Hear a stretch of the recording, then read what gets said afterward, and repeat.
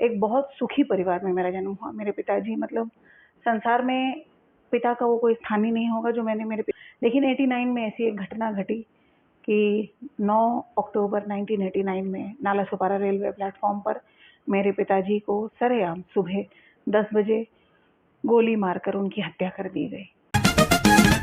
Neha ma'am, कैसे हैं आप? नमस्ते। अच्छी हूँ। सो स्टार्ट करते हैं आपके चाइल्डहुड से। जी, कहाँ आपका बोर्न हुआ, आप कैसे हुए? बॉर्न मेरा नालासोपारा पाटिल हॉस्पिटल। किशोर पाटिल जी हमारे नालासोपारा की तुलिंज में काफ़ी प्रख्यात और काफ़ी फेमस डॉक्टर थे। उन्हीं के यहाँ पर मेरी पैदाइश हुई 1983 में। मैं यहाँ पर पैदा हुई नालासोपारा में, born and brought up still in Nalasopara. काफ़ी अच्छे परिवार में, दुबे परिवार में मेरा जन्म हुआ। काफ़ी अच्छा परिवार, सुखी परिवार, खुशहाल परिवार, एक अच्छा परिवार। फिर आपकी स्कूलिंग में क्या हुआ? स्कूलिंग से पहले मैं आपको बताना चाहूँगी कि जब मेरा बचपना था, 83 में मैं बॉर्न हुई, दिसंबर 2 दिसंबर, और 89 में मेरे परिवार में एक बहुत बड़ी दुर्घटना घटी। मैंने इसीलिए पहले ही कहा कि जब मेरा जन्म हुआ तो I was in a very happy family. एक बहुत सुखी परिवार में मेरा जन्म हुआ। मेरे पिताजी मतलब संसार में पिता का वो कोई स्थान ही नहीं होगा जो मैंने मेरे पिताजी के लिए रखा है। और बेटों में मेरे दादाजी कहते थे कि बेटों में ऐसा कोई बेटा ही नहीं है इस धरती पे जो सुरेश जैसा हो, ऐसे मेरे दादाजी कहते थे। और यही सेम मेरी दादी का भी कहना था कि सुरेश जैसा बेटा हमको इस जन्म में तो मिला नहीं, अगले जन्म भी सुरेश ही मेरा बेटा हो, क्योंकि उनको अपने बेटे से इतना प्यार था। लेकिन 89 में ऐसी एक घटना घटी कि 9 अक्टूबर 1989 में नालासोपारा रेलवे प्लेटफॉर्म पर मेरे पिताजी को सरेआम सुबह 10 बजे गोली मारकर उनकी हत्या कर दी गई। और ये एक ऐसा क्षण था मेरे परिवार के लिए। अभी आप समझ सकते हैं, एक 31 साल के नौजवान लड़के को सरेआम दिन दहाड़े नालासोपारा रेलवे प्लेटफॉर्म पर, मतलब एक पब्लिक प्लेस पर, गोली मारकर उनकी हत्या कर देना, मतलब ये चीज़ पूरे परिवार के लिए, आज भी अगर हमारा परिवार इस विषय पर सोचता भी है या कभी चर्चा भी होती है तो हम सबकी हड्डियां कांप जाती है इस बात करके, क्योंकि भले सुरेश दुबे जी का मर्डर हो गया है 89 में, परंतु आज भी एंटायर दुबे परिवार से सुरेश दुबे कहीं नहीं गए हैं, हमारे बीच में है, हमारे अंदर है, हमारे साथ है। कहानी क्या थी इसके पीछे? कहानी बस यही थी कि दुबे जी जो है एक परिवार के अच्छे होनहार लड़के, संस्कारी परिवार के, उत्तर भारतीय परिवार के, ब्राह्मण परिवार के। सुरेश दुबे जी ने चिन्मय कॉलेज से बॉम्बे से पढ़ाई की। पढ़ाई करने के बाद उन्होंने शुरुआत में ही कंस्ट्रक्शन के बिजनेस में थोड़ा हाथ आजमाया।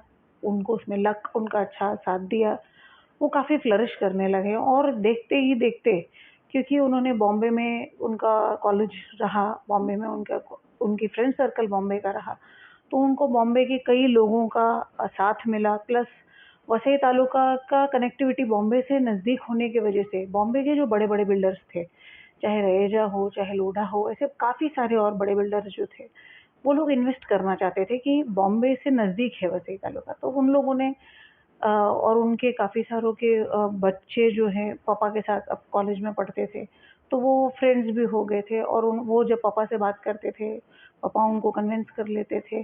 तो उन्होंने देखते ही देखते वसई, विरार, नालासोपारा की कई सारी ज़मीनें पे टोकन दे दिया था, कई सारी ज़मीनें खरीद ली थी।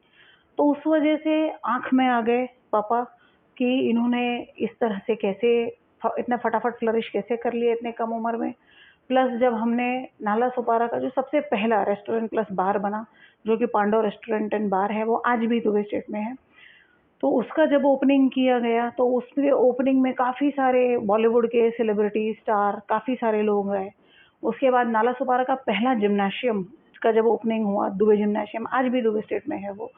तो उसके ओपनिंग में दारा सिंह जो हनुमान जी का कैरेक्टर निभाते थे और काफ़ी बड़े एक्टर भी थे, तो दारा सिंह जी स्वयं आए थे, गोविंदा और काफ़ी सारे बॉलीवुड के से कनेक्टेड लोग, काफ़ी सारे सेलिब्रिटीज़ भी आए थे।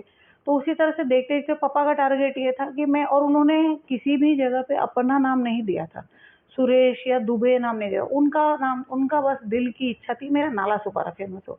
तो उन्होंने नालासोपारा शॉपिंग सेंटर, हमारे बिल्डिंग का भी नाम यही रखा कि नालासोपारा शॉपिंग सेंटर। उन्होंने शॉपिंग सेंटर का कॉन्सेप्ट वसई तालुका में जो आया, वो पहली बार मेरे पिताजी ने लाया। तो उनका ये था कि एवरीथिंग अंडर वन रूफ, तो इसीलिए पोस्ट ऑफिस भी हमारी ही बिल्डिंग में आया था शुरुआत में। तो देखते देखते हर एक चीज़ मतलब एक under one roof, medical store भी यहाँ पर, हॉस्पिटल भी यहाँ पर, कॉलेज भी यहाँ पर, और देखते देखते उन्होंने मेडिकल कॉलेज का भी परमिशन ला दिया। तो मतलब वो बहुत ही कम समय में उत्तर भारतीय ब्राह्मण परिवार का लड़का इतना फ्लरिश होके आगे चला गया। बेसिकली वो वसई को चेंज करना चाहते थे। उनका उनका ये था कि मैं डेवलपमेंट करूं, और अगर देखिए मेडिकल कॉलेज आ रहा है तो भले मेरे चाचा जी डॉक्टर थे, लेकिन वो तो डॉक्टर बन चुके थे पढ़ाई करके, लेकिन उन्होंने जब अपनी पढ़ाई कर ली तो उनको थोड़ी ना दोबारा पढ़ना था, लेकिन उसका फायदा किसको होता? जो यहाँ के मूल बाकी लोग थे उनको फायदा होता। अगर रेस्टोरेंट खुल रहा है तो लोगों को बम्बई ना जाके यहाँ आना पड़ता। जी। अगर हमारे परिवार ने दुबे हॉस्पिटल खोला तो उसको यहाँ के लोगों को ही इलाज के लिए यूज में आता। तो वो सब टारगेट था उनका, एवरीथिंग अंडर वन रूफ, वही कॉन्सेप्ट था। तो वो इतना फ्लरिश होते गए और कंस्ट्रक्शन के बिजनेस में भी वो इतना आगे चले गए कि सीधा ये स्टेटमेंट था, जो कि हमारा अभी एट प्रेजेंट में मेरे पिताजी का मर्डर केस चल रहा है, सुप्रीम कोर्ट में चल रहा है। तो उसके अंदर भाई ठाकुर का सीधा बोलना ये था कि सुरेश दुबे, तुम्हारी सारी जमीन, तुम्हारा घर बार सब कुछ छोड़ो, यहाँ से जाके तुम यूपी जाके बस जाओ। क्यों? तुम इधर रहने का नहीं, दुश्मनी कि हमको सब चाहिए तुम्हारा, हमको तुम्हारा कुछ, तुम इधर रहने का ही नहीं, तुम इधर से छोड़ो और जाओ। और लिटरली हर बार भैया भैया करके संबोधित करना। तो अब वो क्या मन में है किसके, वो जाने।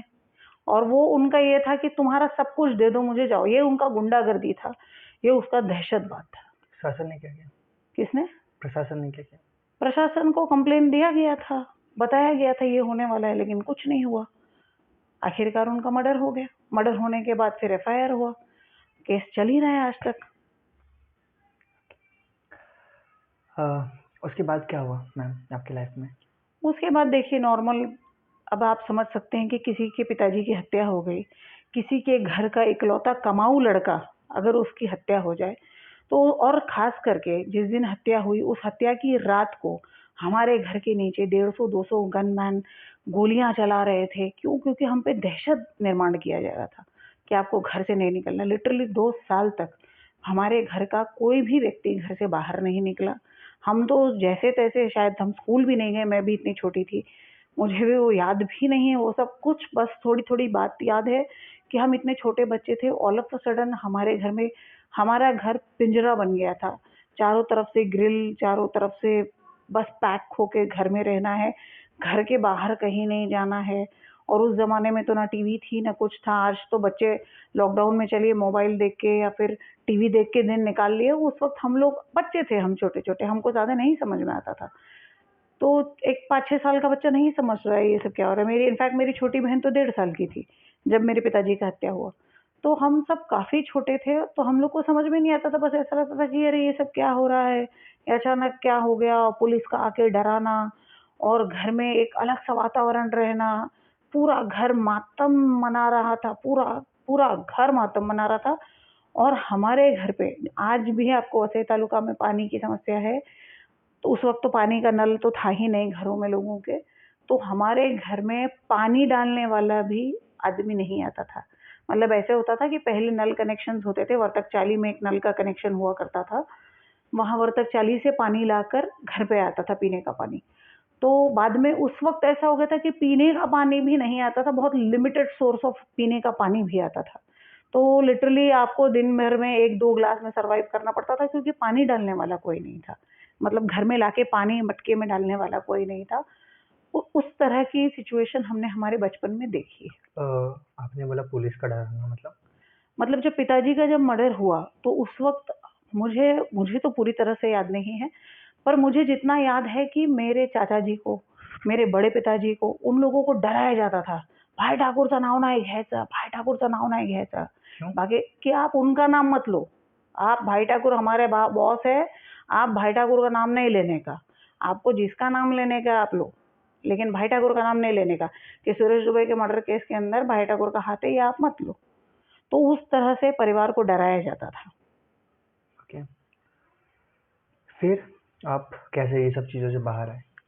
बाहर आए इन द सेंस, परिवार ने, चाचा जी लोगों ने और घर परिवार वालों ने ज़्यादा हम लोगों पे इसका असर नहीं होने दिया। बाकी हम लोग नॉर्मल स्कूल जाते आते थे, पढ़ाई वढ़ाई करते थे, नॉर्मल सी लाइफ थी। पर बचपन से मैंने क्या कहा, भले पिताजी का मर्डर 89 में खत्म हो गया, पिताजी खत्म हो गए 89 में, परंतु पिताजी आज भी घर में है, आज भी हम सबके बीच में है। ऐसा एक कार्यक्रम या एक त्योहार हमारे घर में नहीं बीता है जहाँ पे हम लोगों का पिताजी का याद नहीं निकली हो।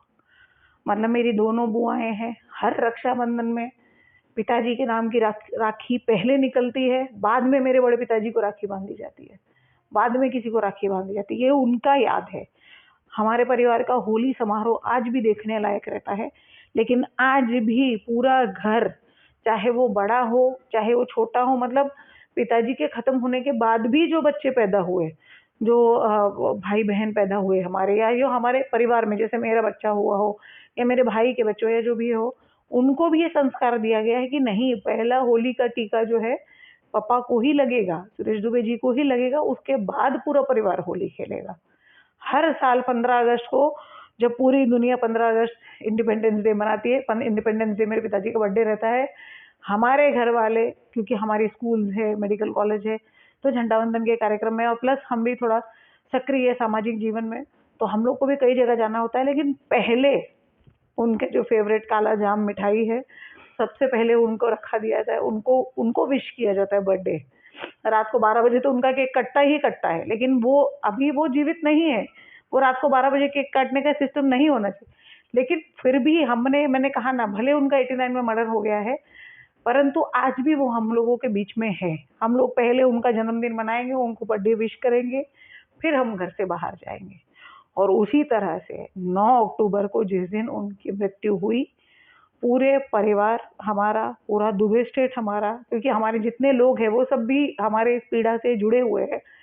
इतना तक कि आप विश्वास नहीं करेंगे, जो हमारे दुबे स्टेट के सामने जो सब्जी मंडी लगती है, एक छोटी सी, जहाँ एक गरीब आदमी छोटी सी टोकरी लेके या पाटिया लेके सब्जी बेचता है, वो भी पूरे शिद्दत से, पूरे दिल से 9 अक्टूबर को श्रद्धांजलि देता है, और वो उस दिन सब्जी नहीं लगाता है। वो बोलते हैं आज का दिन सुरेश भाई के लिए रोड खाली रहेगा। ये सब उनका प्यार है पापा के लिए। आप एक जंग के लिए निकले जी। तो कब से आप निकले?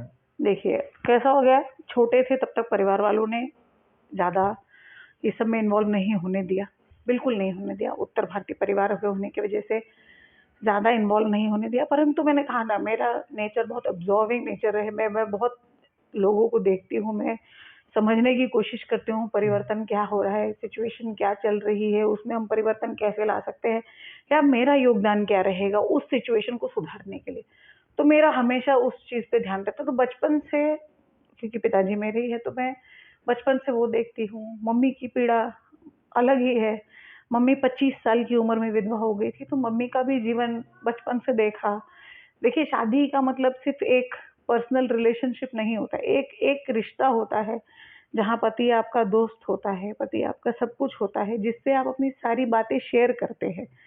मम्मी अपने बच्चों से क्या अपना पीड़ा शेयर कर पाती है, वो भी छोटे छोटे बच्चों से। मेरी बड़ी बहन 8 साल की, मैं 6 साल की, छोटी बहन 1.5 साल की। उन बच्चों से वो बातें अपने दिल की बोल पाती। उनके लिए तो एकदम से उनकी दुनिया ही उजड़ गई थी पापा जाने के बाद। लेकिन फिर भी बचपन से हमने ये सारा माहौल देखते हुए है, तो मेरे मन में एक ये था कि अपन पापा के लिए कुछ करने का, अपने अपने अपने पापा अगर अपन ने नहीं किया तो कौन करेगा। प्लस उत्तर भारतीय परिवार में होने की वजह से लड़के वाला कॉन्सेप्ट, मैं सच बताऊंगी, लड़के वाला कॉन्सेप्ट बहुत सुना। सुरेश भाई का लड़का होता है तो ऐसा होता, सुरेश भाई का बेटा होता तो ऐसा होता। मतलब वो चीज़ हमने बहुत सुनी थी, मैंने खास करके बहुत सुनी थी। तो और मेरे मन में एक ये भी था कि हमको भाई नहीं है, हम 3 बहनें ही हैं। तो मुझे ऐसा था कि क्यों लड़के की ज़रूरत है सुरेश भाई को, उनकी लड़की ही लड़के से अच्छा काम करके दिखाएगी। और मेरे मन में पापा के लिए बहुत ये था, और इसीलिए मैंने बचपन में ही कसम खाई थी कि मैं पैदा हुई हूँ नेहा सुरेश दुबे बन के, और मैं जब खत्म होंगी तभी मैं नेहा सुरेश दुबे ही रहूँगी। इसलिए मैंने, मेरे शादी करने के बाद ही ना मैंने अपना नाम चेंज किया ना कुछ नहीं। मैंने जब शादी किया तो मेरा एक ही टर्म था कि मैं नेहा सुरेश दुबे ही रहने वाली हूँ, और वही नाम मैं ज़िंदगी भर रखूँगी। कि ज़रूरी नहीं है कि बेटा नहीं है तो आपका नाम कैरी फॉरवर्ड नहीं होगा। तो ये सब देख देख के दिमाग में एक था कि पापा के, फिर समझा कि अगर मर्डर हुआ है तो मर्डर में न्याय चाहिए। तो न्याय पाने के लिए क्या करना होगा? तो कानून की पढ़ाई करनी होगी। यही टारगेट रख के मैंने लॉ की पढ़ाई की। लॉ का पढ़ाई हुआ तो सिक्योरिटी का इतना रीज़न था, इतनी सिक्योरिटी का प्रॉब्लम था कि नेशन का फॉर्म भरने जाते थे, हॉल टिकट लेने जाते थे और एग्ज़ाम देने जाते थे। सिक्योरिटी मतलब इतना दहशत था उस ज़माने में, इतना दहशत था कि अगर आपको जानकारी नहीं हो तो मैं आपको बता दूं कि ऐसा भी यहाँ पे हुआ है कि लोग घर से निकलते थे और रात को घर पहुँचते ही नहीं थे और परिवार वालों को पता ही नहीं होता था कि कहाँ गए। यहाँ पे आम इतना इंसान के साथ होता था या हर एक के मतलब ये किसी के साथ भी हो सकता था, आम इंसान के साथ ही होता था। सुरेश दुबे जी एक आम इंसान थे, वो कोई बहुत बड़े ये नहीं थे या कोई वो पॉलिटिकल पर्सन नहीं थे, वो एक नॉर्मल इंसान थे, आम इंसान थे और आए दिन यहाँ पे मर्डर होता रहता था वसई तालुका में। अभी भी आप देखिए, कभी भी ये मतलब मर्डर तो यहाँ पे तो एकदम आम बात है और दहशत अभी तक कम नहीं हुई है। बिल्कुल कम नहीं हुई है। कहाँ कम हुई है? 2009 में प्रवीण धुले जी का मर्डर हुआ है, उनके ऑफिस में जाके उनको गोली मार के उनका मर्डर किया गया है। तो ये सब चीज बहुत आम है, यहाँ पर मर्डर होना बहुत ही आम बात है। ये मुंबई से हटकर है इसीलिए या फिर लोग ध्यान नहीं देते? नहीं, कैसा हो जाता है, ध्यान नहीं देते। मेरा तो कहना है इस पे ध्यान नहीं देते। मर्डर होता है देखिए अगर आप आज भी अगर आप आज तक चैनल या कोई भी निजी न्यूज़ या कोई भी चैनल उठा के आप देख लीजिए, आए दिन आपको देखने को मिलता है यहाँ टैंकर से एक्सीडेंट हो गया, यहाँ ये हो गया, यहाँ ये मर्डर हो गया, यहाँ ये हो गया। आपको न्यूज़ दिखती है। आपको वसई तालुका की आखिरी न्यूज़ आपने कभी देखी थी टीवी पे? अगर आपने देखी भी होगी तो वो पॉलिटिकल एड देखी होगी या पॉलिटिकल इंटरव्यू देखा होगा, किसी एक पार्टी विशेष लोगों का ही देखा होगा। बाकी आपने कोई न्यूज़ नहीं देखी होगी यहाँ की। अब वो क्या साठगांठ है यहाँ के लोकल नेताओं का चैनल वालों से, वो चैनल वाले बता सकते हैं और यहाँ के लोकल नेता बता सकते हैं कि यहाँ की न्यूज़ क्यों नहीं किसी बड़े न्यूज़ चैनल पे चलती है। क्या वसई तालुका अलग है? क्या वसई तालुका कोई एक अलग जगह है या कोई एक एलियन जगह है या हम कोई आइलैंड है कि जिसकी कनेक्टिविटी नहीं है? नहीं है। तो हम बॉम्बे से एकदम नज़दीक है। मैं एक बात ऐड करना चाहता हूँ जी, लोग ध्यान दे ही नहीं रहे या फिर देना चाहते नहीं है? देना नहीं चाहते हैं लोग, ध्यान देना नहीं चाहते हैं। अभी आप विश्वास नहीं करेंगे, मेरा तो डायरेक्ट ये आरोप रहा है कि यहाँ के जो लोकल पॉलिटिशियंस है, उन लोगों ने कुछ चैनल से अपनी साठगांठ इस तरह की कर रखी है कि उन्होंने पैकेज कर रखा है कि महीने का फला पैकेज आप ले लीजिए, फला अमाउंट का पैकेज हमसे ले लीजिए। वसई तालुका की आई हुई कोई भी न्यूज़ आप टीवी पे नहीं दिखाओगे। तो आप यहाँ पे चाहे कितना भी बड़ा घोटाला निकल जाए, चाहे कुछ भी निकल जाए, आपको यहाँ से कोई न्यूज़ मिलनी ही नहीं है। ठीक है मैम, चलिए पॉलिटिक्स की बात करते हैं। जी, अगर आप आए चुके हैं तो आप पॉलिटिक्स में क्यों आए? देखिए लॉ करने के बाद मैं लॉ में तो अच्छा खासा मतलब चली गई थी। फिर 2011 में मेरी शादी हुई। 2011 से लेके मतलब उसके पहले मैंने प्रैक्टिस नहीं किया था। 2012 में मुझे समझ मिली। उसके बाद जब मैंने देखा तो मैंने देखा कि मेरे पिताजी का तो मर्डर 89 में हुआ था और मैंने देखा कि जिस तरह से स्लो केस चल रहा था, उस वक्त आड़ा केस पे स्टे आ गया था। तो वो सब मैंने देखा कि ये तो बहुत स्लो प्रोसेस है और मैंने देखा कि पॉलिटिक्स का बहुत बड़ा इन्फ्लुएंस रहता है हर एक जगह पर। तो मेरा और प्लस मैंने ये तक देखा कि जिस तरह से बम्बई का विकास हुआ, जिस तरह से देखिए जब महानगर पालिका का स्थापना हुआ, अपने वसई विरार में महानगर पालिका का जब स्थापना हुआ तो उसी टाइम पे नवी मुंबई का भी स्थापना हुआ। तो नवी मुंबई में जिस तरह से डेवलपमेंट हो रहा था तो हमारे वसई तालुका में क्यों नहीं हो रहा था? हालांकि हम तो ज़्यादा नज़दीक थे, तो हमारे यहाँ तो वेस्टर्न रेलवे भी थी, तो हमारा तो डेवलपमेंट और ज़्यादा होना अच्छी तरीके से चाहिए था, परंतु हमारे यहाँ डेवलपमेंट नहीं हो रहा था। और उसकी वजह से क्या हो जा रहा था, हमारे यहाँ पे मतलब लोग काफ़ी सारे पीड़ित थे, परंतु दहशत में होने के कारण कोई कुछ बोल नहीं पा रहा था। ऐसा हो गया था। वरना बताइए, आज आप मुझे बताइए, जब भी अगर आपने ध्यान दिया होगा तो लॉकडाउन के दौरान हमारे जो हेल्थ मिनिस्टर थे राजेश पाटिल जी, उन्होंने इसमें कहा था, इंटरव्यू में कहा था कि हमको ट्रेन सिर्फ वसई तालुका की वजह से चालू करनी पड़ी क्योंकि हमारे बॉम्बे के हॉस्पिटल की जितनी वार्ड बॉय है, जितनी सिस्टर है, जितनी आया बाई है, वो सब वसई विरार से आती हैं। तो उनके आने के लिए हमको ट्रेन चालू करनी पड़ी। तो लॉकडाउन में ट्रेन सिर्फ वसई तालुका की वजह से चालू करनी पड़ी थी, वेस्टर्न रेलवे, नहीं तो वो भी बंद रखा था। तो मतलब आप समझ रहे हैं कि वसई तालुका जो एक बैकबोन का काम कर रहा है पूरे बम्बई को चलाने के लिए, लेकिन फिर भी वसई तालुका की तरह पास इस तरह का दुर्व्यवहार क्यों हो रहा है? तो क्योंकि जो यहाँ पे जो एमएलए बन के बैठे हैं पिछले 35 सालों से, उनका टारगेट ये था कि खुद का विकास करना है, खुद के परिवार का विकास करना है, खुद के चटुकार लोगों का विकास करना है, बाकी नॉर्मल आम जनता का विकास नहीं होने देना है। क्योंकि कैसा है, देखिए आप राजनीति कब सोचोगे? जब आप खा पी के सुखी रहोगे, आप सक्षम रहोगे, आपके पास खा पी के सुखी है, आपको कोई तकलीफ नहीं है, आप वेल सेटल्ड हो, आपके पास थोड़ा एक्स्ट्रा पैसा है, तो आप सोचोगे चलो राजनीति करते हैं या चलो समाज सेवा करते हैं। लेकिन जब आप ऑलरेडी तकलीफ में, आपके घर पानी नहीं आ रहा है, आपके घर पे लाइट नहीं है, आप जब काम पे से घर पे आ रहे हो, आपकी बीवी झगड़ा कर रही है पानी के लाइन में खड़ी होकर बड़ा डब्बा लेके, तो जब आप ऑलरेडी परेशान रहोगे तो आप क्या करोगे? आप फिर राजनीति का भूत चला जाएगा, फिर जाएगा कि चलो बाजू वाले को 2 हाथ मारो और पहले अपने घर का पानी भर के लो। तो वैसा इशू। और कैसा है कि आज 30 साल से ही यही सब चल रहा है, तो ये सब देखते हुए मैंने सोचा कि चलो पॉलिटिक्स में आना चाहिए। कैसा है, मेरा टारगेट शुरुआत से सिर्फ एक ही रहा है, एक मेरे पिताजी को मुझे न्याय दिलाना है, दूसरा जनता की मदद करनी है, जनता को हेल्प करना है। कितना न्याय मिला है? कितना न्याय मिला है, तो अभी तक तो न्याय पूरा प्राप्त ही नहीं कर पाए हैं, सच बात तो ये है। तो अभी तक 40 साल से क्या हुआ है? 40 साल से केस चल रही है। कैसा है कि शुरुआत में जब हमारा केस जब हुआ, तो उसके अंदर 5 आरोपी जो है भाग गए थे। वो 5 आरोपी भाग गए थे। वो दूसरे केस में दिल्ली में उनको अरेस्ट किया गया था, और वो दूसरे केस में जब वो 5 आरोपियों को अरेस्ट किया गया, तब उसके बाद ये केस चला।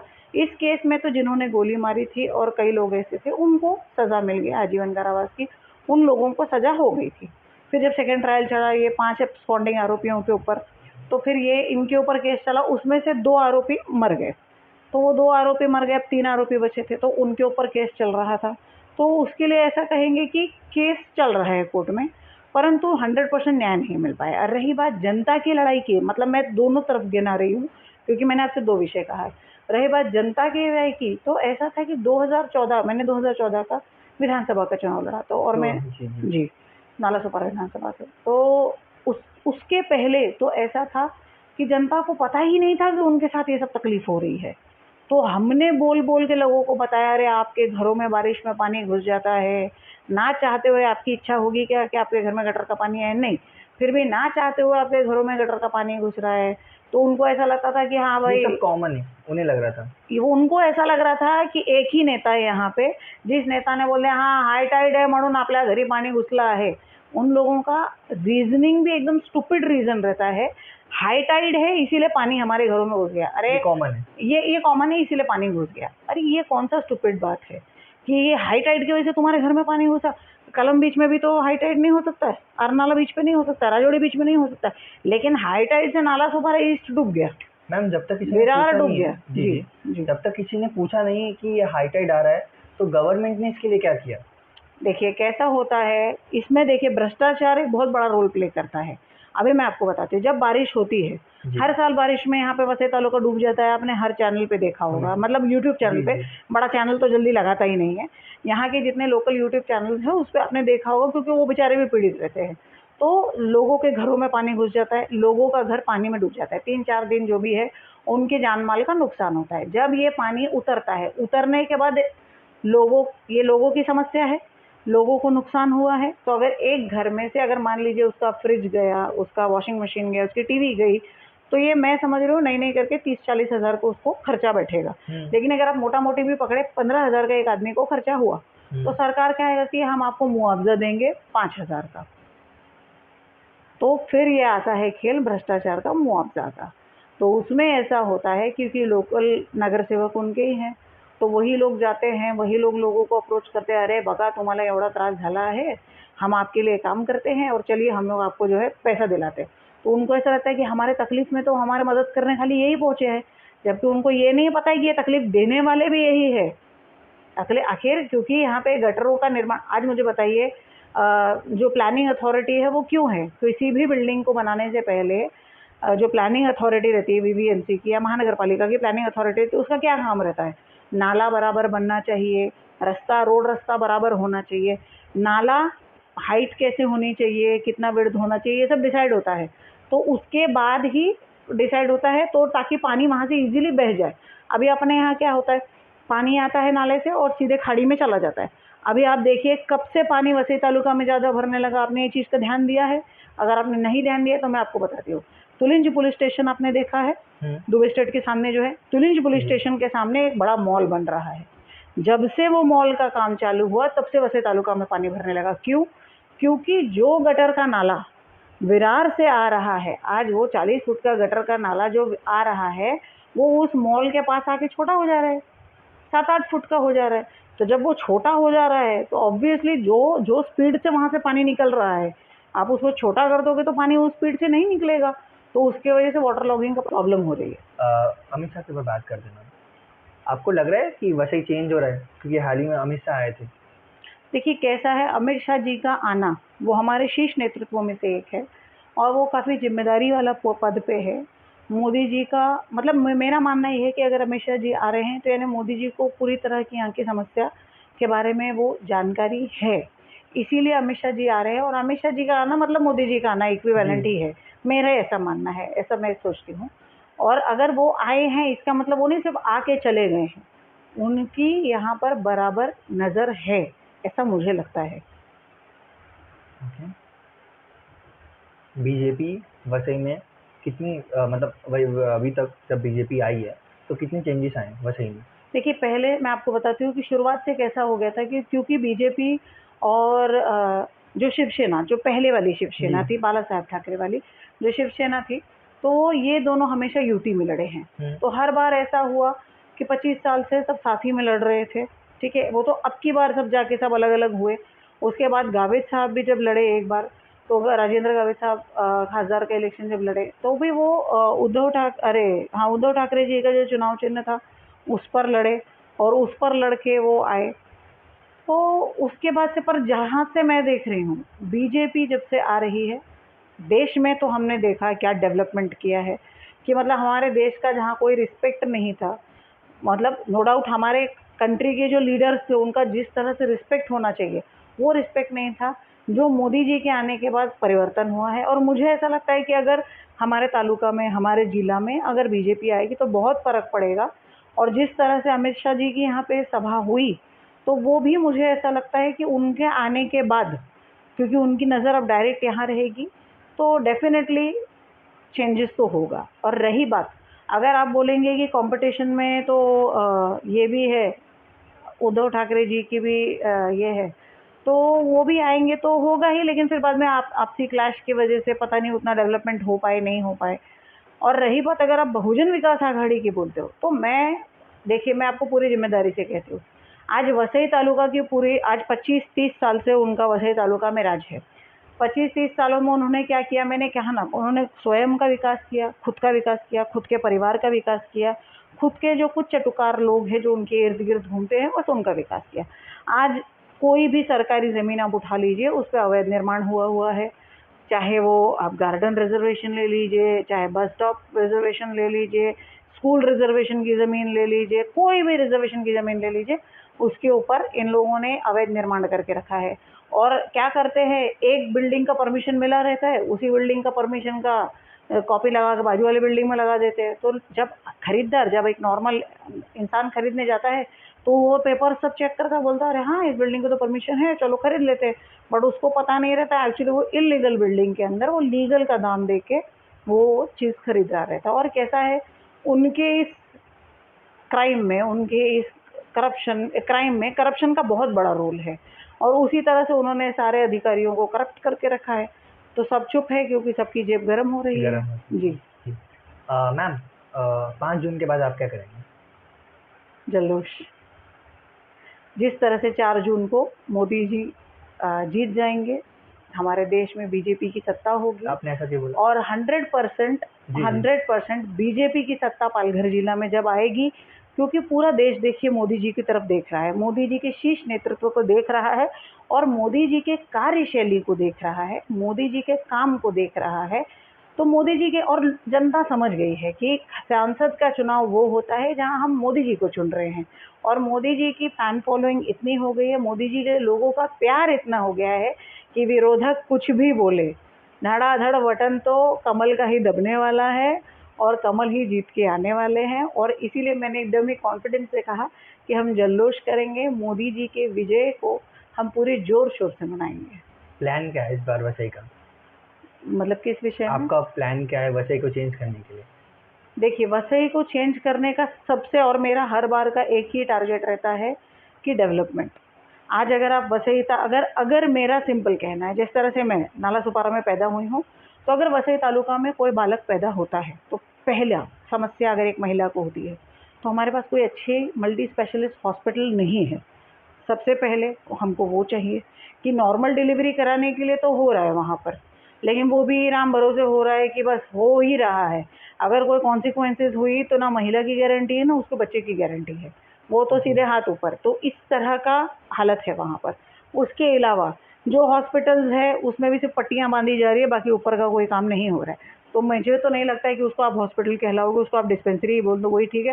लेकिन ठीक है, इन्होंने दिखा रहे हैं कि भाई, क्योंकि कैसा है, टेंडर भी लेना है, पैसा भी कमाना है, तो बिल्डिंग बनेगा तो ही मिलेगा ना, स्ट्रक्चर बनेगा तो ही टेंडर का पैसा मिलेगा। तो उनका वो हिसाब है। तो इसीलिए उन्होंने एक डिस्पेंसरी को हॉस्पिटल की शक्ल दे के हॉस्पिटल बना दिया, लेकिन यहाँ पे मल्टी स्पेशलिस्ट हॉस्पिटल नहीं है, एक ये। दूसरा, मल्टी स्पेशलिस्ट हॉस्पिटल नहीं होने के कारण, चाहे रेलवे के एक्सीडेंट हो, चाहे कोई एक्सीडेंट हो या कोई सीवियर केस हो, मैं एक्सीडेंट केस क्यों बोल रही हूँ, क्योंकि एक्सीडेंट केस में इमरजेंसी ट्रीटमेंट देना पड़ता है। इमरजेंसी ट्रीटमेंट देने के लिए यहाँ पर कोई हॉस्पिटल इतना ज़्यादा सक्षम नहीं है और सरकारी तो बिल्कुल नहीं है। अगर किसी गरीब का ट्रेन से गिर के अगर मान लीजिए कुछ एक्सीडेंट हो जाता है, अपघात उसके साथ हो जाता है और कोई सीवियर हो जाता है, तो उसको भागना पड़ता है, शताब्दी जाओ, यहाँ जाओ, वहाँ जाओ करके, इस तरह से उसको भागना पड़ता है। और यहाँ की आम जनता उससे पीड़ित है, परंतु आम जनता को ये पता ही नहीं है कि हमको मल्टी स्पेशलिस्ट हॉस्पिटल यहाँ पे मिल सकता है। तो अगर बीजेपी की सरकार मान लीजिए आती है यहाँ पे, अगर बीजेपी का खासदार यहाँ पे आता है, सांसद यहाँ पर आता है, तो वो चीज़ यहाँ पर हो सकती है, एक मल्टी स्पेशलिस्ट हॉस्पिटल हो सकता है। प्लस अगर बच्चा, जिस तरह से मैंने कहा कि एक महिला की डिलीवरी हुई और अगर उनकी उस महिला पे भगवान की कृपा रही, नॉर्मल डिलीवरी हो गई, बच्चा अगर मान लीजिए पैदा हो गया, ठीक है, बच्चा पैदा होने के बाद कहाँ जाएगा? स्कूल जाएगा, थोड़ा बड़ा होगा तो। आपके पास यहाँ पे कोई सरकारी स्कूल नहीं है, एक भी सरकारी स्कूल नहीं। जो जिला परिषद शाला है उसकी जर्जरी एकदम हालत हो गई है, मतलब एकदम ही खस्ता हालत वो चल रही है। तो यहाँ पे सरकारी स्कूल एक भी नहीं है और एजुकेशन माफिया जो चल रहा है इस वक्त, एजुकेशन का जो रेट चल रहा है, जो पढ़ाई का रेट चल रहा है, क्लासेस बोलिए, स्कूल बोलिए, ट्यूशन वाले भी क्लासेस का रेट ले रहे हैं, तो इतना हाई चल रहा है। और सबको होने के पहले आपको जो डोनेशन देना पड़ता है, वो किसी भी स्कूल में डोनेशन जो है 30,000 50,000 के नीचे नहीं है। तो आम इंसान वो सब चीज़ तो अफोर्ड कर ही नहीं पाएगा। तो वो सब चीज़ से बचने के लिए या तो फिर लोग बोलते हैं हम पढ़ाई नहीं करें, या हमारे बच्चों को पढ़ाई नहीं, या जैसे तैसे बेचारे कर्जा काट के या सोना गिरवी रख के, सोना बेच के अपने बच्चों को पढ़ाते हैं वो लोग। तो जैसे तैसे बच्चों का थोड़ा बहुत एडमिशन हो जाता है। मान लीजिए अगर बच्चा पढ़ लिख के 10वीं 12वीं कर भी लिया, ठीक है, तो उसके बाद यहाँ पे उनके पास अच्छे कोई गवर्नमेंट कॉलेज नहीं है। एक है बेचारा बहुत दूर तक, तो वर्तक कॉलेज है, वहीं चले जाते हैं और ये सबको ढिंढोरा पीट के बोलते हैं, ये विरोधक, मतलब ये जो ठाकुर कंपनी, हितेंद्र ठाकुर है, वो सबको बोलते हैं, मैं तो क्लियर हितेंद्र ठाकुर ही बोलूँगी, हितेंद्र ठाकुर सबको बोलते हैं हमारा विवो कॉलेज है ना। अरे वो तुम्हारा प्राइवेट कॉलेज है, तुम वहाँ पे अपना फीस ले रहे हो। तुम अगर वहाँ पे किसी का एडमिशन ले रहे हो तो उसका फीस का मज़े तुम ले रहे हो, उसके फीस का सुख तुम भोग रहे हो। और वही अगर सरकारी स्कूल बनता है तो कम पैसों में अच्छी शिक्षा बच्चों को मिल सकती है। और मान लीजिए जैसे तैसे बच्चा पढ़ लिख के थोड़ा बड़ा भी हो जाए, तो उनके पास यहाँ पे जॉब अपॉर्चुनिटीज़ नहीं है, जो सो है, या तो फिर उनको कुछ इंडस्ट्री में थोड़ा मोड़ा काम करना पड़ेगा, लेबर सेबर का, या कोई भी ऐसा छोटा मोटा करना पड़ेगा। और कुछ नहीं रहा तो रिक्शा चलाओ, और उससे भी कुछ नहीं रहा तो सब्जी बेचो, फल बेचो। तो मतलब घुमा फिरा के इसी तरह से मारना है। और इसीलिए ऐसा होता है कि यहाँ के बच्चे ज़्यादा पढ़ लिख के आगे नहीं जा पा रहे हैं, और पढ़ लिख के खाली वो आगे जा पा रहे हैं जिनके माँ बाप सक्षम हैं। तो अगर ये सब चीज़ अगर हम सरकार के माध्यम से अगर यहाँ पर दिला सके लोगों को, तो बहुत मदद हो जाएगी। और इतना सब करने के लिए भी आपको इतना तकलीफ दे देंगे ना, इतना इतना सफ़र अगर आपको जीवन का तय करना है, तो आप आराम से कैसे सह करो। आप तो हितेंद्र ठाकुर के राज में हो, आपको आराम से जीने का अधिकार नहीं है। तो इसके लिए क्या करेंगे, हर बारिश में आपके घर में पानी पूरी तरह पहुँचे, पीने का पानी नहीं, नहाने का पानी नहीं, गटर का पानी आपके घर तक पहुँचे। तो इसकी पूरी तरह से जिम्मेदारी लिया है उन्होंने। नालों का कंस्ट्रक्शन बराबर नहीं हुआ है, बिना आबाद के इलीगल कंस्ट्रक्शन जिस तरह से हुआ है, उसके वजह से जो गटर का सारा पानी जो है लोगों के घरों में घुस जाता है। सब छोड़िए, हमारे दुबई स्टेट की बिल्डिंग, हमारे दुबई स्टेट की बिल्डिंग में 9 सीढ़ी पानी भर जाता है ग्राउंड फ्लोर से। मतलब आज जितनी सारे आपने देखा है, मोबाइल की इतनी सारी दुकानें हैं दुबई स्टेट में, इतने सारे नाश्ते की, स्नैक्स की दुकानें हैं, होटल है, सब में पानी भर जाता है। क्या करेंगे जब पूरे नाला सुबह पानी भर रहा है, वहाँ पे भी पानी भर रहा है। और क्या करेंगे, हम तो चिल्ला रहे हैं, हम प्रशासन से बोल रहे हैं चिल्ला चिल्ला कर, लेकिन कुछ करना ही नहीं है। भ्रष्ट सरकार है, सबकी आंखें बंद हैं, लोगों को तकलीफ हो रहा है, लोगों को इस तरह का समस्या हो रहा है। बाद में जब पानी उतरेगा, पानी उतरने का बीमारी फैलेगी, बीमारी फैलेगी, आपके पास सरकारी डॉक्टर नहीं है, सरकारी हॉस्पिटल नहीं है, तो लोग कहाँ जाएंगे, प्राइवेट डॉक्टर्स के पास जाएंगे। तो सारे प्राइवेट डॉक्टरों की जो है दुकानें चलने लगेगी। तो इसीलिए सारे डॉक्टरों का भी मुंह बंद है, जान दो, अपना तो धंधा हो रहा है ना, समझ रहे हैं। तो ये चल रहा है।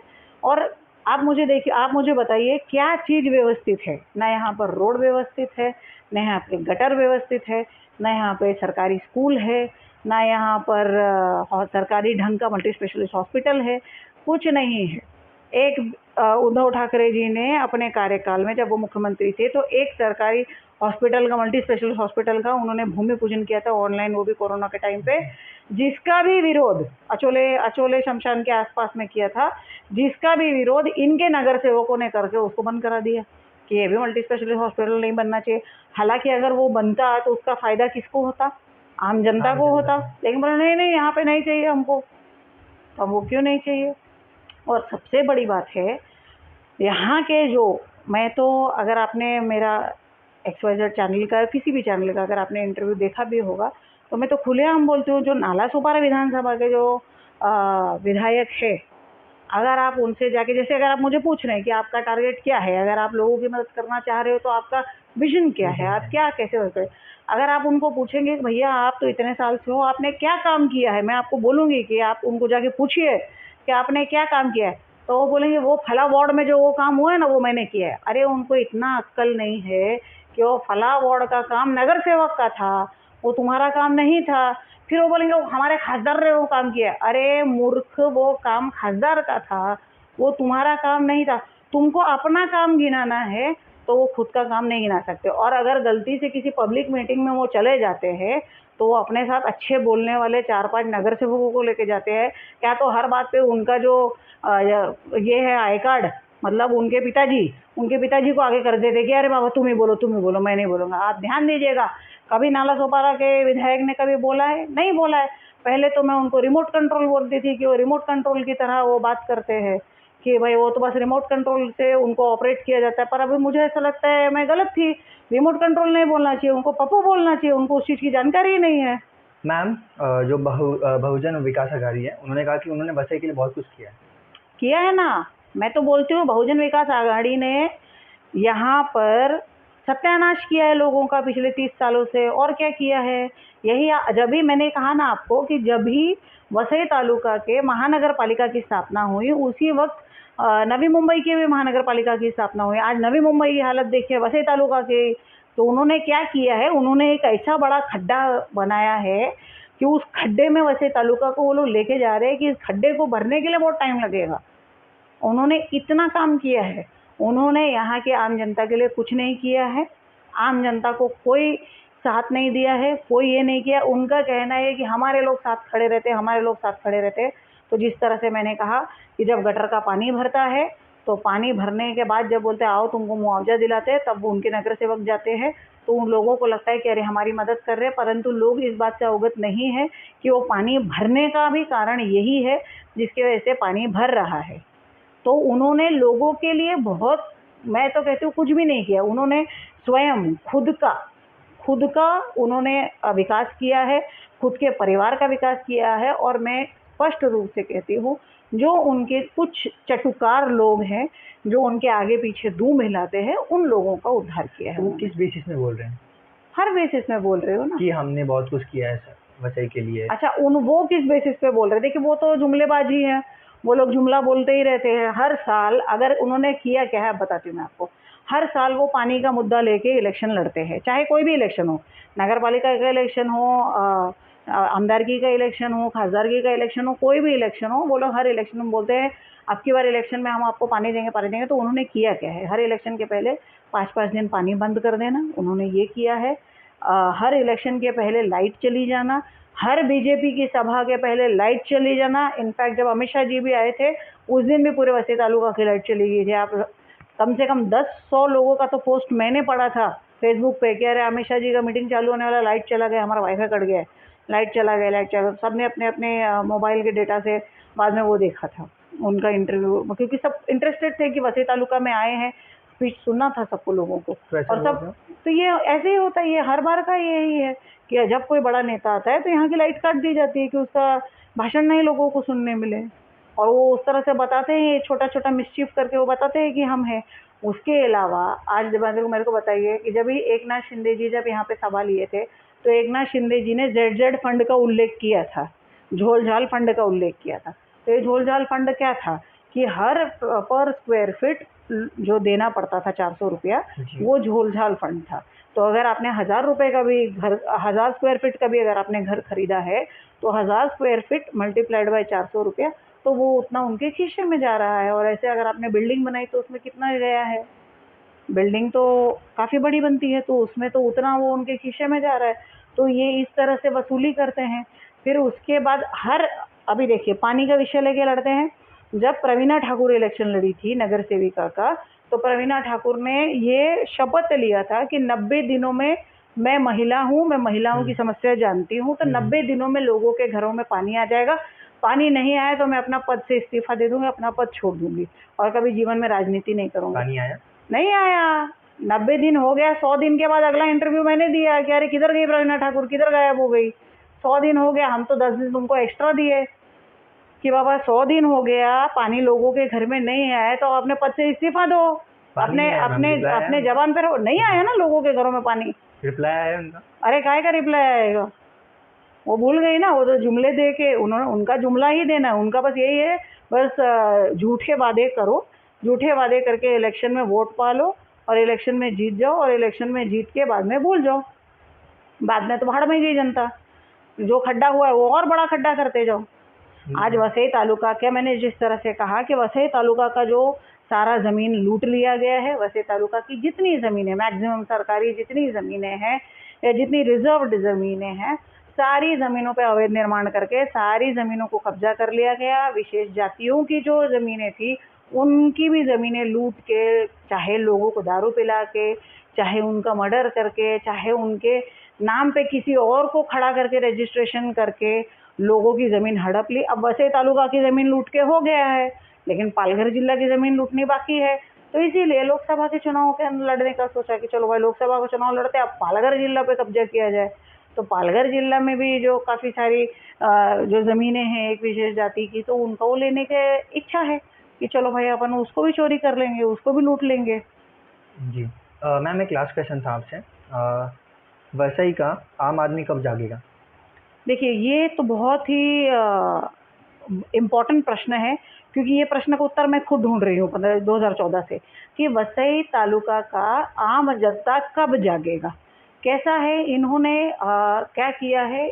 ऐसे मतलब लिटरली जो पर्दा होता है ना, या फिर अगर आप सही कहेंगे एक रंग बिरंगा चश्मा या एक पीला चश्मा, इन्होंने वसई तालुका जैसे के हॉर्स के काफ़ी साथ सारे, होता है। हाँ हाँ, लेकिन मैं कहूँगी पीला चश्मा इन्होंने वसई तालुका की काफ़ी सारी जनताओं को पिना के रखा है।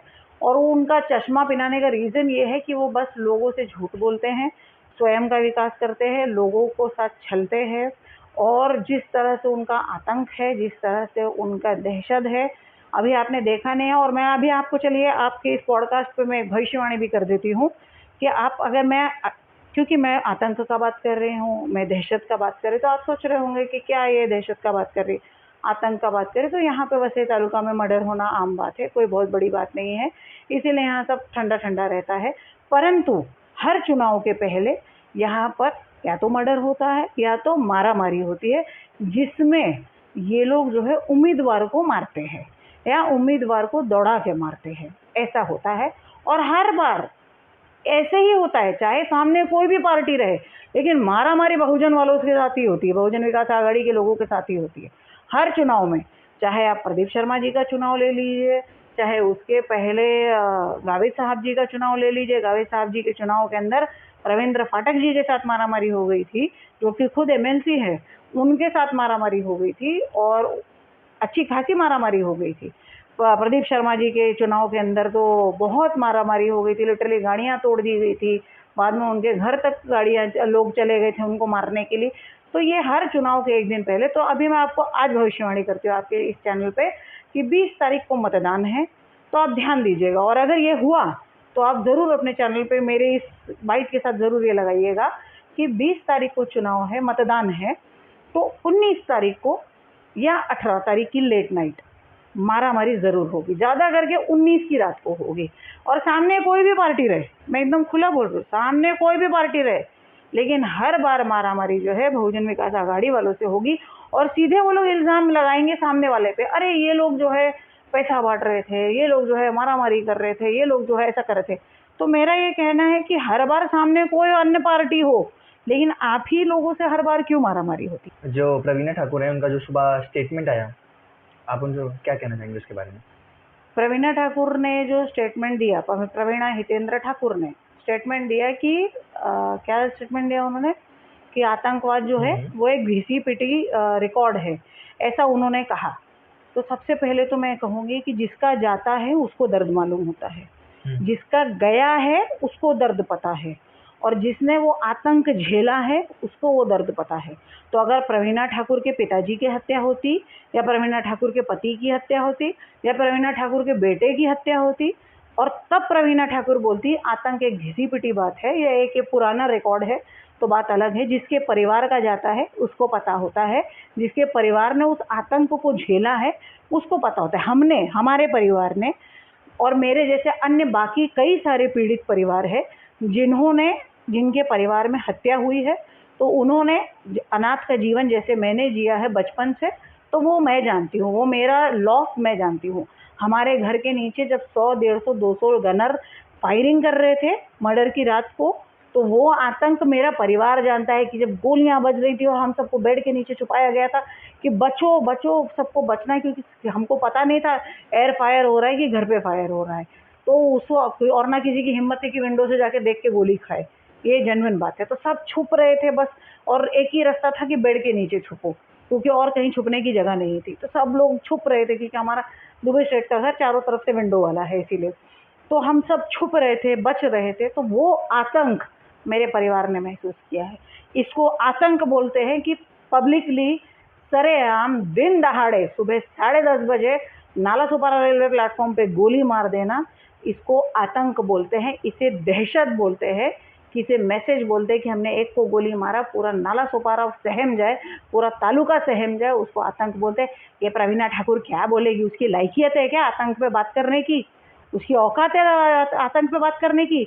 जब ही प्रदीप शर्मा ने अपने स्पीच में बोला था कि हमने 2 गोली मारी है, तो 2 गोली वसई तालुका में मारे होते तो इतना तकलीफ जो है वसई तालुका की जनता को नहीं झेलना पड़ता।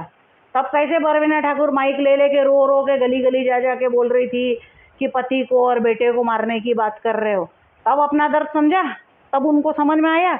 लेकिन वो दर्द नहीं था, वो सिंपैथी था, word to word written script था उनके पास, रीड करके बोलने का, बराबर किस वक्त आवाज़ सॉफ्ट करने का, बराबर किस वक्त उनको रोने का रिटर्न स्क्रिप्ट था। क्योंकि अगर भावनात्मक आदमी रहता है तो उसके भावनाओं में कंट्रोल नहीं रहता है, उसका जो साउंड है कभी भी ऊपर नीचे हो सकता है, वो कभी भी रो सकता है। बट उनका स्क्रिप्टेड था, और उन्होंने वो एक स्पीच 10 जगह दी, और 10 जगह वो अलग अलग वायरल हुई, और हर जगह वो एक ही नोट पे उनका आवाज़ नीचे होता था, वो एक ही सेंटेंस पे उनको आंसू आता था, और तुरंत 2 मिनट बाद उनका वो आंसू चला भी जाता था। एक्चुअली मैं बताती हूँ, प्रवीणा ठाकुर खुद ही कंफ्यूज है कि उनको समझ में नहीं आया। मैंने बोला ना, उनका लड़के को मैंने पप्पू बोला, तो प्रवीणा ठाकुर कंफ्यूज है। कभी वो नेता बन जाती हैं, कभी वो उनको समझ में नहीं आता है वो क्या है, तो कभी वो कृष्ण भक्त बन जाती हैं, कभी ऑल ऑफ अ सडन वो सिंगर बन जाती है, गाना गाने लगती है। तो वो एक्चुअली अपने करियर को लेके बहुत ज़्यादा कंफ्यूज है, और मेरे को लगता है ऐसा उनको फेम पाने का बहुत ज़्यादा इच्छा है, इसीलिए वो फेमस होने के लिए ना कभी गाना गा लेती हैं, कभी कुछ कर लेती है, कभी भक्ति कर लेती है। तो देखिए कैसा होता है, भक्ति जिसको करनी होती है घर में करता है, और भक्ति दिखाने की चीज़ नहीं होती है। तो परंतु वो अपने बाकायदा चैनल बना के चैनल पे रिलीज़ करती हैं अपनी भक्ति को। तो वो दिखा मतलब अब मैंने कहा ना वो फेम पाने के लिए वो चीज़ है। तो एक्चुअली वो अपने इस उम्र में भी मुझे लगता है 60-65 साल की वो होंगी। अभी उनका लड़का इतना बड़ा है तो मुझे ऐसा लगता है, मुझे पता नहीं उनका एज क्या है। 60-65 साल की होगी, परंतु अभी तक वो अपने करियर को लेके वो कंफ्यूज है। तो कभी वो गाना गा लेती हैं, कभी स्टेज पे नाच लेती हैं, कभी वो भक्ति कर लेती हैं, कभी वो भाषण दे देती है, कभी ऑल ऑफ अ सडन वो सीरियस लीडर बन जाती है, कभी ऑल ऑफ अ सडन वो घरगुती महिला बन जाती है। तो वो बहुत कंफ्यूज है। पहले वो एक स्टेबल हो, और उनको अगर नहीं काउंसलिंग हो पा रही उनकी, कोई तो अच्छे किसी काउंसलर के पास जाके अपनी काउंसलिंग कराए वो, और ज़रा कंफ्यूजन स्टेट ऑफ माइंड से बाहर निकले, और तब एक आतंक जैसे बड़े विषय पे बात करने के लिए मुंह खोलने से पहले अपने घर में देखे, अपने पति को देखे, अपने जेठ भाई ठाकुर को देखे, अपने दूसरे जेठ दीपक ठाकुर को देखे, अपने घर में देखे कि तुम्हारे घर वालों ने कौन सा गंद, कौन सा कीचड़ जो पूरे तालुका में, पूरे जिले में मचाया है। चाहे वो वडरई प्रकरण हो, चाहे सुरेश दुबे मर्डर केस हो, चाहे नरेश चौरसिया मर्डर केस हो, चाहे वो डॉन परिवार का मर्डर हो, चाहे जो भी अन्य मर्डर हो, तो वो पहले अपने घर में जाके और तब इतने सीरियस विषय पे बात करे। नहीं तो वो अपने कंफ्यूजन के साथ खुश रहे और अपने कंफ्यूजन के साथ जीती रहे। हमारे ना पॉडकास्ट में एक लास्ट पार्ट होता है जो 3 वंडर वर्ड्स, जिसमें हम आपको वर्ड देते हैं ओके और उसके बारे में आपको बताना है, उसके बारे में आप ओके। बताना। फर्स्ट वर्ड है father. Love, sentiment, everything, divine, my father, only father. और एनिमल पिक्चर का जो गाना है वो एट प्रेजेंट मेरे बहुत दिल के करीब है। पापा तुम मेरी धड़कन हो और मेरी जान हो तुम। Okay, and eternal love for father and anything for father, anything over my dead body, anything for my father. Second word है पॉलिटिशियन। ओके, पॉलिटिक्स और politician. Politics. Okay, politics, especially in Vasai Taluka, a big change, a big change for Vasai Taluka. Politics is a very serious विषय, serious issue, जहाँ पर हम लोगों का development कर सकते हैं, लोगों को डेवलपमेंट दे सकते हैं, लोगों को एक अच्छी ज़िंदगी दे सकते हैं। वेरी सीरियस थिंग एंड सबसे important, specially for Vasai taluka, big change and 100% BJP. Ma'am third word है delay in justice. Delay in justice, it is a very serious issue. देखिए मेरे पिताजी के केस से ही अगर मैं देख लूँ तो 89 में पिताजी का हत्या हुआ, अभी तक जस्टिस हमको 100% मिला नहीं है। तो it is a very big thing हमारे लिए, क्योंकि कैसा है, जो 5 एब्सकॉन्डिंग आरोपी थे उसमें से 2 एब्सकॉन्डिंग आरोपी तो ख़त्म हो गए, मर गए। तो क्योंकि मर गए तो उन पे से केस हट जाता है। तो अभी और जो बचे हुए 3 हैं वो भी 70 पार हो गए, 70 ईयर्स पार हो गए, तो वो भी मर गए, तो फिर हम क्या न्याय पा पाएंगे, समझ रहे? तो हमारा, क्योंकि जिनका मर्डर करना था, पिताजी का मर्डर करना था, वो तो उन्होंने कर लिया। बट जस्टिस इस तरह से होना चाहिए कि न्याय मिलना चाहिए, आरोपी के मरने के पहले न्याय मिलना चाहिए, ताकि हम, उनका फैमिली तो सेटिस्फाई हो सके, विक्टिम का परिवार तो सेटिस्फाई हो सके, तो हम सेटिस्फाई हो सके कि हाँ हम जीत गए, हमको न्याय मिला। परंतु अगर वो सब मर जाएंगे तब क्या इशू है? तो ये डिले इन जस्टिस है। परंतु जिस तरह से अमित शाह जी ने एक बिल लाया, उन्होंने कहा कि हमारी ये इच्छा है कि फटाफट जुडिशरी चले, फटाफट केसेस खत्म हो, फास्ट ट्रैक पे चले, तो वो एक बहुत अच्छा है। मुझे ऐसा लग रहा है कि अगर आने वाले समय में भी अगर बीजेपी की सत्ता रही तो मैं भी शायद स्पीडी ट्रायल्स हमको देखने मिलेगा, हमको काफ़ी तरह फास्ट ट्रैक पे काफ़ी सारे केसेस देखने मिलेंगे। जी मैम, लास्ट है 20 मई के लिए आप यूथ को कुछ कहना चाहेंगे? Yes definitely, thank you very much for that. मैं आने वाले इस 20 मई के लिए सारी जनता से आह्वान करना चाहती हूँ, लोग जो झूठे वादे कर रहे हैं वो सब मत देखिए। देखिए हम देश का निर्णय करने वाले हैं, सांसद चुनना, एमपी चुनना, खासदार चुनना, ये एक देश का विषय है।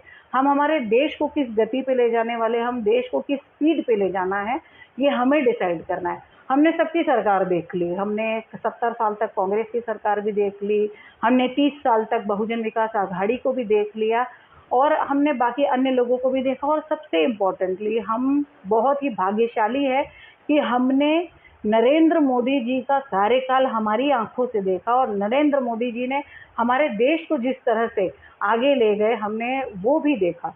तो मैं आप सभी से रिक्वेस्ट करूंगी कि देखिए, अगर आपने बीजेपी के कैंडिडेट को चुना तो हमें डायरेक्ट जो है डेवलपमेंट हमारे इस जिला में, हमारे इस लोकसभा क्षेत्र में देखने मिलेगा। परंतु अगर आपने किसी अन्य को चुना तो मुझे नहीं लगता डायरेक्ट आप देखने को आपको मिल सकता है।